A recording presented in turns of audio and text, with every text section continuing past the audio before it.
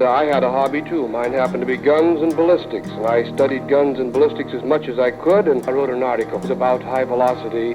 So out of all my years working at Weatherby, the last 5 have been some of the most exciting. Working with Adam, with him running the company. And to think that I get the opportunity of carrying on my grandfather's legacy 75 years later here in Sheridan, Wyoming, I mean, it really is a dream come true. Oh, I'm home. Thank God I'm home. On Our Mark, the Weatherby Podcast.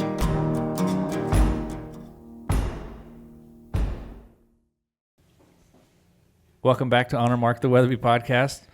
We've got Tyler Grayton, our marketing manager, with us today. And we have Kyle Killen, our international sales man of mystery. Yes, he has like one of the coolest last names, like Killen, Kyle Killen. He's killing birds. Yeah. With this new shotgun we're about to talk about. I was going to say, Kyle's kind of our resident shotgun expert guru. Very passionate about the birds. That's right. That actually kind of sounded like Kyle's voice, but that's not Kyle's It was voice. a little creepy there. I'm not going to lie. It sounded like you. Are you like a voice model that we don't know about, that you're just selling your voice on the line? I think you just robbed it from the last podcast we did together and just, yeah.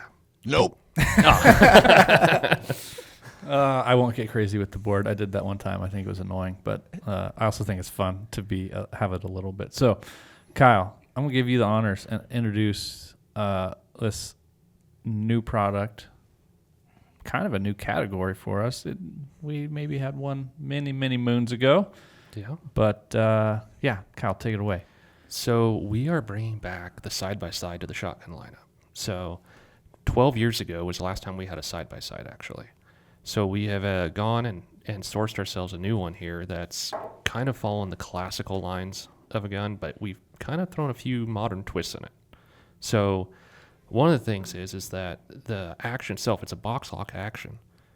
But if you look at it, it actually looks way closer on the inside to a modern over and under. Coil springs, hanging sears, trigger block trigger block for the safety. It's very simple and very rugged. So for all those guys that are out there running around the uplands there, it's going to give them a lot of new choices here with what we're going to do with it. Nice. So 12 gauge? 12 and 20. I knew that. I cheated. But I actually hunted quite a bit with the 20 gauge last year. Made it out to Aberdeen, South Dakota. Shout out. For the pheasant opener. And if you don't know about Aberdeen, South Dakota, you should look it up because you're wrong. But it's like if you fly in during the opening weekend of pheasant season in Aberdeen, their welcoming guy, Casey, he is just standing there giving out pheasant sandwiches.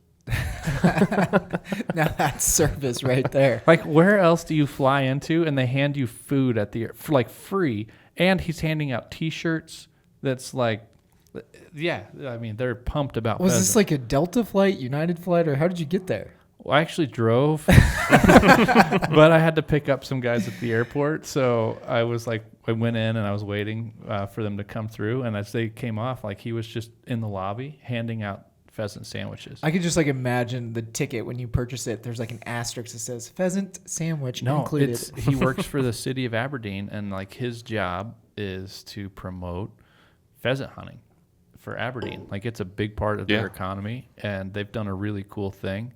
I totally hijacked this podcast. I'm so sorry, but it was so cool. The experience that I had that, the city of Aberdeen did something unique. They worked with a lot of farmers and ranchers, and the city basically set up public access pheasant hunting that you could go out. They leased the land from farmers, and they published a map, and you could go out and yeah, it was really good. We're in the grocery store, and there's just like random people like, "You guys here for pheasant opener?" We're like, "Yeah."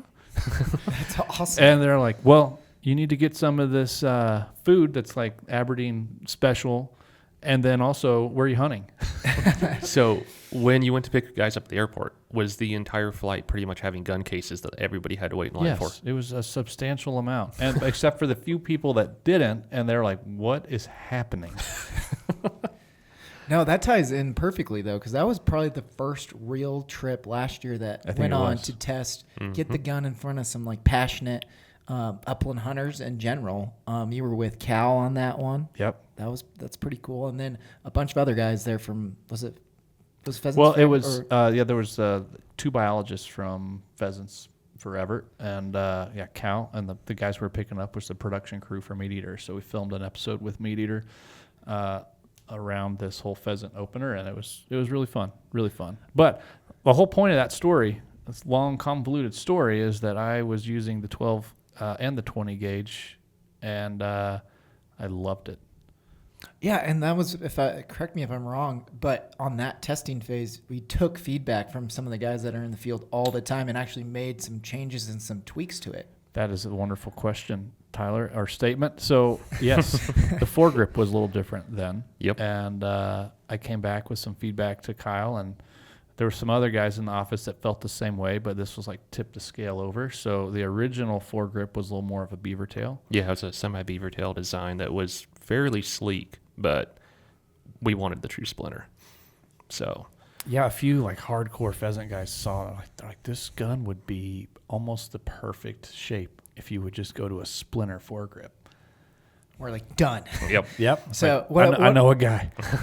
So Kyle, maybe walk us through just the stock in general and like why is that advantage, or and maybe talk about comfortability and stuff. Yeah. So we have a straight English stock on this gun, and then we're running as part of that a long trigger tang on it because it gives strength to the wrist of that stock. Because as you guys know, English stocks are a little bit thinner in the wrist. The nice thing with English stocks is, A, they're really quick to shoulder because your hand can slide and move as necessary, which is also great for guys who either have smaller hands or if you're going from early season to late season where you're putting gloves on, you're able to shift your hand a lot quicker, which also comes into play with the double triggers because you can slide back quickly on the straight English stock to get into that back trigger. So we've got that guy. It's a grade 2 wood. And then we're running a splinter fore end. It's got a D-Lee latch on it here. So right in the face of the fore end here to take her off. And then on this guy too, we are running extended choke tubes, which... Standard, which is throwing everybody for a loop a little bit. Gotcha. Oh, and then just it's an oil rub finish, right? Too? Yes, it is oil rub finish. It's got a good field gun look to it. Yeah, I mean, so basically in our lineup, the name of this, I don't know if we even said yet, but it's the Orion Side SxS. And it's going to be priced like basically the same as our current Orions that are our over-under shotguns. So Yep. Yeah, it's going to be in that great spot where it's affordable for the common man. It's dead reliable, and it's just got that clean, sleek look to it. We didn't engrave it up or anything. It's just got the simple Weatherby on the side. So it's got black barrels and receiver.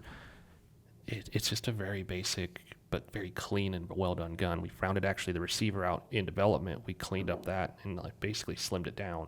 Mm-hmm. So every gun is built on its own size receiver. So 12s have a 12-gauge receiver. 20s have their own receiver, so that way there's no excess weight on them. And then we're running a swamp rib on this, which, as you were finding out, kind of forces you to keep your head down a little bit, doesn't it? yeah, it does. Yeah, I was not getting low enough a few times, and I maybe sent an air ball or two. Test it. So yeah, I'm really excited to get it out this year in the field. We're actually going to take it duck hunting. We've got a little place called The Ditch that is going to be very tight and very dirty for duck hunting, and we're going to take side-by-sides and go old school. So That's fun. That's real fun. It took me a little bit to get used to the double trigger. Once you do it, though, you can kind of just adapt and go back and forth, I find.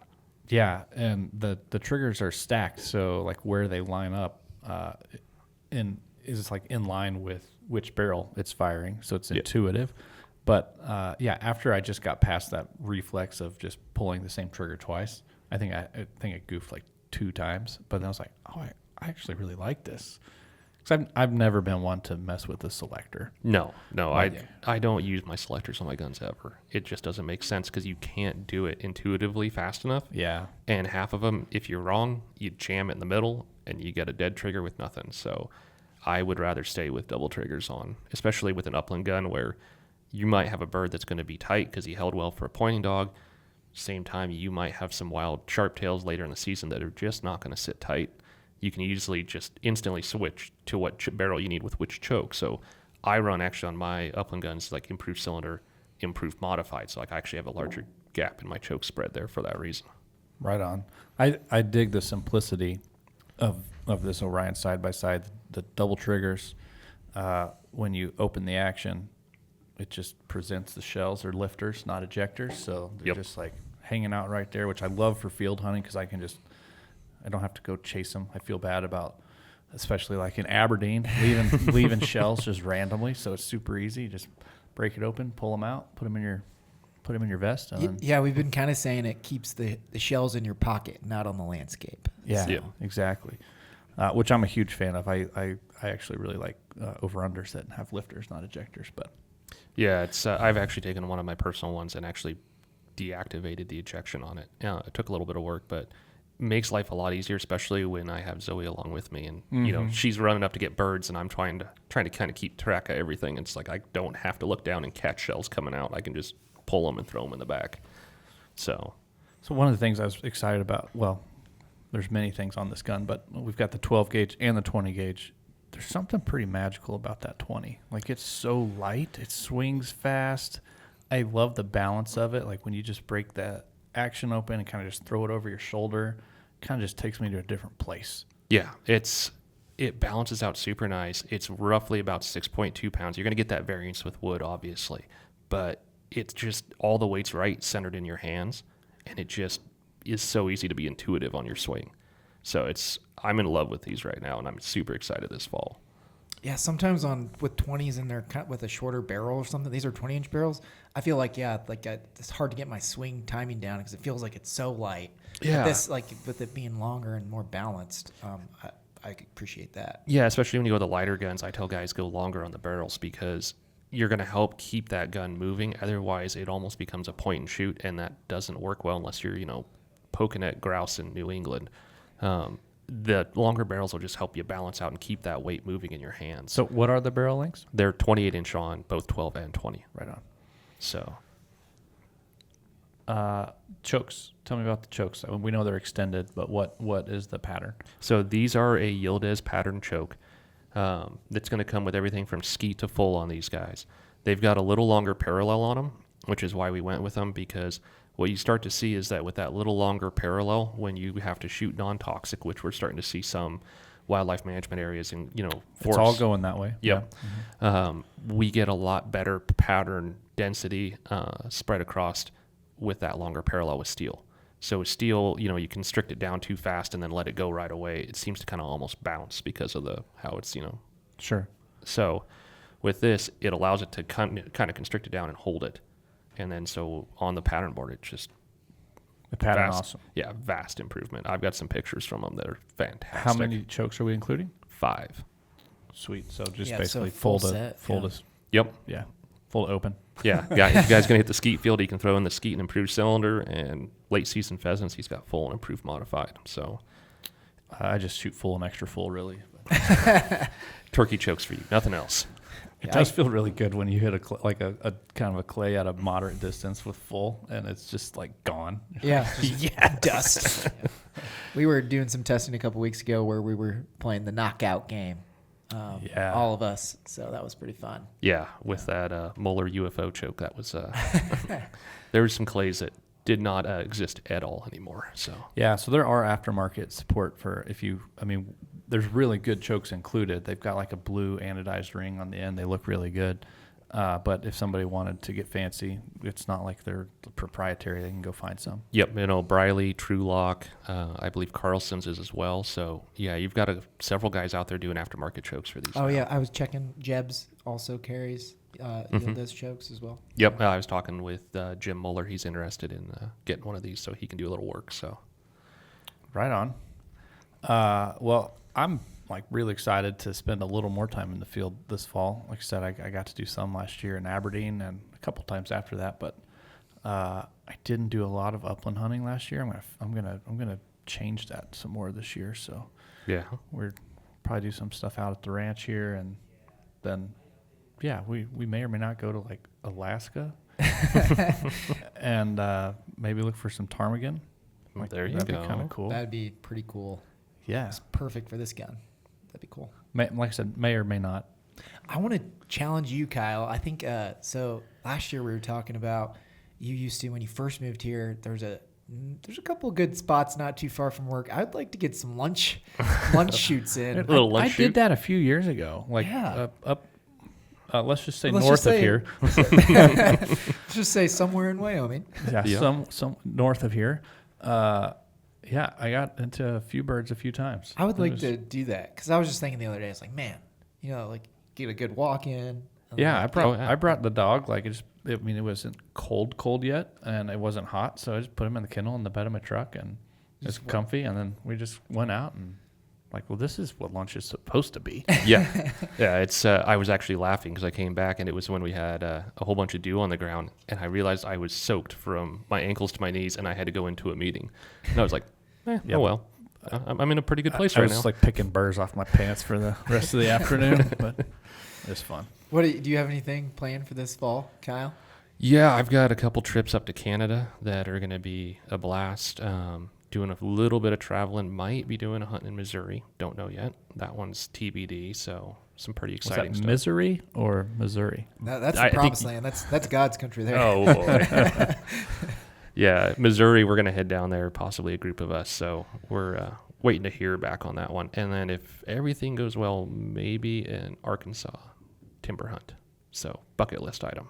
That'd be cool. Yeah, that was one I am very much hoping actually falls into play. So we'll see. Go late. Yep, January is the plan. Yeah, good. Yep, so probably go to that and then turn around and go straight to SHOT Show. That's a good plan. Yeah. It's a good plan. This one's not like super new by the time this podcast releases, but we also have a new rifle. We call them SMUs, SMUs, special makeups.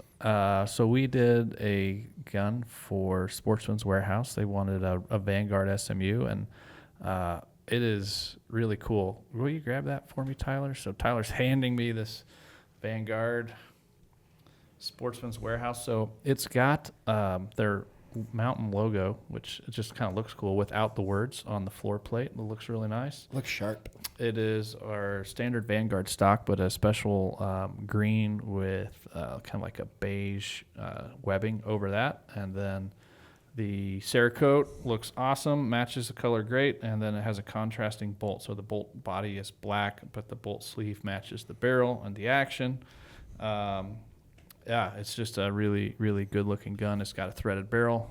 Like most of our stuff, it's the mating between the thread protector cap and the barrel so good. Sometimes you can't see it from any distance, but it's a half 28 because it's a pretty thin barrel. But so it's suppressor ready, and also they should be carrying muzzle brakes that will match this color. So if you want to throw a brake on there, you can add that. But if you don't, it's not included, so you're not getting charged for it, which is nice. So yeah, if you're interested in this at all, check it out. It'll be on our website, which will also link you to the Sportsman's Warehouse website. So If you were to like make a gun that is like Sportsman's Warehouse, the green matches perfectly. I mean, it looks like their color. It looks good. it looks really good. So yeah, basically their buying team, their merchandising team at Sportsman's, like we sent them some options, and they played a little bit of Legos, and they're like, hey, here's what we want to do. And we're like, man, that actually looks super good. So good job, Sportsman's team. And if you're anywhere near Sportsman's Warehouse, you should go in and check one out. Yeah, these are shipping. They're on shelf now. So we've already had a couple people call in trying to get brakes. So it's Perfect. People are already buying them. Yeah, so we do a number of SMUs. We're going to start talking about those a little bit more here on the podcast. But yeah, this one is exclusive to Sportsman's. Like I said, you can buy it through sportsmanswarehouse.com or in their stores, and they should have them at most stores already. So go check them out. Back to this side-by-side. Kyle, what's your favorite thing about it? Straight English stock. I grew up. We don't have anything like that in our lineup right now. No, we don't. I grew up shooting Remington 1100 special purpose special field with a 21-inch barrel, straight English stock. duck killing machine, loud as all get out in the blind because of that short barrel. But I grew to love the stock on that because it just, for me, with my wrist after breaking it years ago, this is way more comfortable for me to carry for long days in the field. So really excited about that. And I do like having that long tang on there too, because a lot of guys will chintz out and go short on the tang, which, then you fall down, break a stock, and you're out of the game. So really excited about that kind of combo going there. Yeah, just looking at the action out of the stock, it looks really good. Like the machine work is awesome, all the finish work. Yeah, I'm really happy with where we landed on this thing. Yeah, it's been a great thing to work with the team that did it. So I'm really excited now just to go start putting it to use and kind of putting the bird count up there a little bit. You're fulfilling your destiny. That's the last one today, but that's funny because Kyle, he just gets excited about shotgun stuff, rifle stuff too. But you start talking about shotguns, and it's like a next level of excitement. Yeah, that's pretty much. It's a dark, deep rabbit hole. I feel like I'm a pretty avid shotgun shooter, and I know a thing or two about shotguns, but then I feel like I don't know anything when Kyle's talking. I'm like, golly, I gotta read a book. Yeah, he's into the super nuances, which is good from a product development standpoint to find, just being like, hey, go in with this foregrip instead of, another. I think that's pretty vital for the team. Yeah. So I think in summary, we've launched this new Orion side-by-side that's got pretty much a super robust feature set that is in a very traditional styling. It's super stout, lasts forever, generations to come, and feels fantastic. So, yeah, it's hopefully will be the Fox Sterlingworth of our generation. So that's kind of what we hope to do with it. So I'm glad you have your little thumbprint on it, Kyle. So it's awesome. Right there. Yeah. Luke, what about you? What's your favorite feature? I really like the double triggers. And at first, I would say that I really didn't like the double triggers. But after I got used to it, like I said, less than a box in, I was like, okay, this is really cool. And I've been a semi-auto guy for years, over-under guy, but I've never had one with a double trigger, and I just really, really dig it. We were at the Pheasants Forever Shotgun Showcase, and we had a whole bunch of guys that did not have experience with double triggers, and they were unsure about it too, same as you. And it was like, well, here, let me give you a few extra rounds. Give her a go. And everybody walked away a convert on that. It was phenomenal on how much they love that. I think it's just one of those things, once you do it, it's kind of that eye-opening experience, and it's not as hard as you think. Yeah. So, and once you get it, you get it. It's like getting up on a wakeboard, Once you figure out how to stand up on one, you're good. Well, this whole system, I think, is just built for reliability, and in our Orion and other people's over-unders with, let's call it a Beretta style safety, where the selector is the safety. Mm-hmm. When the whole lever moves, it really doesn't matter whose it is. There is a possibility that you can get caught in the middle. It's I would say it's 99% of the time that's user error. You just didn't go all the way. Mm-hmm. But it can happen. And I like that there's just nothing to worry about. You're either on safe or fire. And if you want the right or left barrel, you just pull the forward or back trigger. That's that easy. Well, the nice thing with having interchangeable chokes on it too, if you want to be a guy that goes from back trigger to front trigger, set your chokes up that way. If you want to go front to back, set your chokes up. It's all about how you want, because I've had a whole bunch of guys ask me, do you fire front first or back first? And it's like, well, this isn't a 470 Nitro Express, so you don't have to worry about slipping off the trigger on recoil and hitting the back. So if you want to shoot front first, shoot front first. I will caution people. Oh yes, product testing here. This is like a huge don't do this, but you can fire both barrels at the same time, and with target loads, not too big a deal. But out of curiosity, I felt I needed to find out what would happen with heavy shot. We may have encouraged that a little bit. No, I did want to know for myself. And again, do not do this. It's painful. It hurt. But you can fire both barrels at the same time. and it's not going from and this was out of a 12 gauge. Mm-hmm. It wasn't like then shooting a 6 gauge. It felt more like I don't even know what to compare it to. Like it was like all of a sudden I was shooting a 460 Weatherby. Like it hammered me.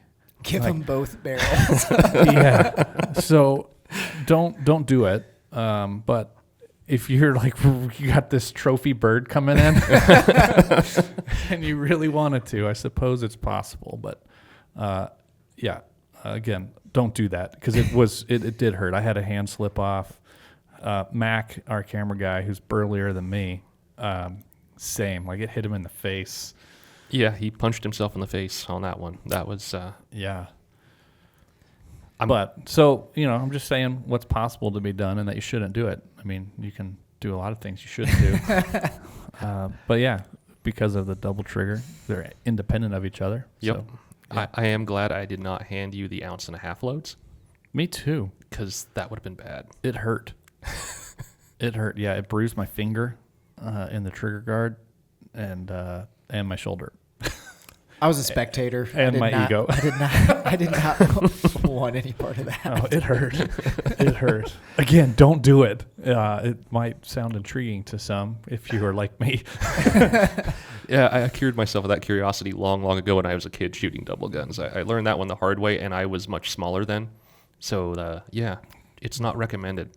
You do it once, and you'll never be curious again. Yeah. All right, Tyler. Land this plane. What's your favorite part? My favorite feature is on the 12 or on the 20 gauge, just the weight and the balance. Because I want to do some more of like the mountain chucker, like hike all day kind of thing. Right. So for me, having a gun that swings well, but is like in that 6 pound range, I'm excited about that part. It is a joy to carry a side by side, like I said, with breech open, just slung over your shoulder. You're holding the 2 barrels and. I don't know. It's like I'm back in England or something. Yeah, for me, that's what I feel like. Man, it's just a fun bird hunting feeling, and I get enjoyment out of it, like walking and scenery and stuff. So, something that is where I just like, I just don't want to just leave it in the truck because it's so heavy. Like this is something that I can carry all day. Yeah. So, get on weatherby.com. Go check out our website. There's a shotgun menu at the top. Click on that. Somewhere in there, you're going to find side-by-side or Orion SxS, and that'll have all the specs and all the details. I don't want to try to recite them right here because I'll get it wrong. Yeah. But go check it out. I think you'll be very pleasantly surprised. By the time this podcast launches, we are already shipping to dealers, so these things are going to be available at your local spot. So check it out.